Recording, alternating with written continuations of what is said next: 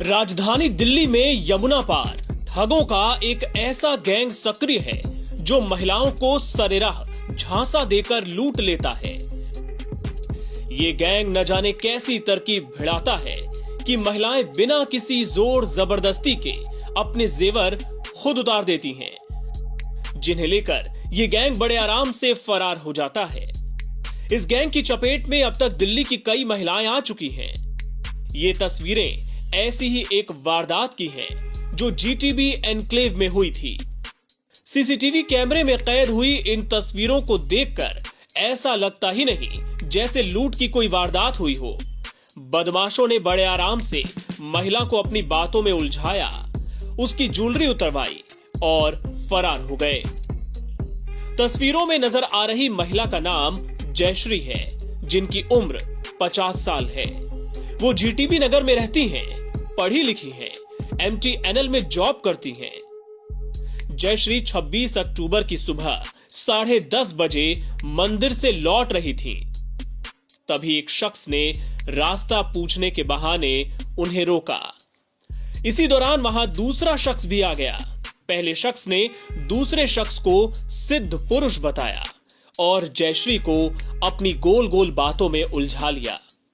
उन्होंने जयश्री को भगवान के दर्शन कराने की बात कही और कहा कि वो सारी धातु वाली ज्वेलरी उतारकर इस लोटे में रख दें। हाथ के कंगन, 3 सोने की अंगूठियां और गले की चेन तक उतरवा ली।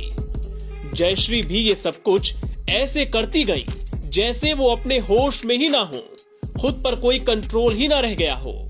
जयश्री ने सारी ज्वेलरी उतारकर लोटे में डाल दी।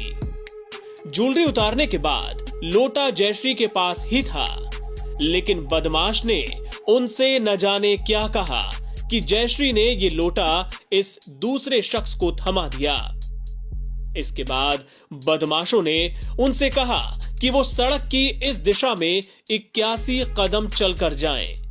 जयश्री पैदल आगे बढ़ गई, पीछे मुड़कर देखा तक नहीं। लोटा रखने वाला ये बदमाश तुरंत इस तरफ भागा और पहला बदमाश अपने तीसरे साथी के साथ बाइक पर फरार हो गया और जयश्री 81 कदम गिनते हुए आगे बढ़ती चली गई, इस बात से बेखबर कि उनके साथ लूट की वारदात हुई है। पुलिस के मुताबिक ऐसी वारदातें लक्ष्मी नगर और शकरपुर में भी हो चुकी हैं, लेकिन बदमाश पुलिस के हत्थे नहीं चढ़ पा रहे हैं। पीड़ित महिलाएं बताती हैं कि बदमाश उन्हें हिप्नोटाइज सा कर देते हैं, जिसके बाद उनका खुद पर कोई बस ही नहीं रहता। दिल्ली की महिलाएं ऐसे ठगों से सावधान रहें।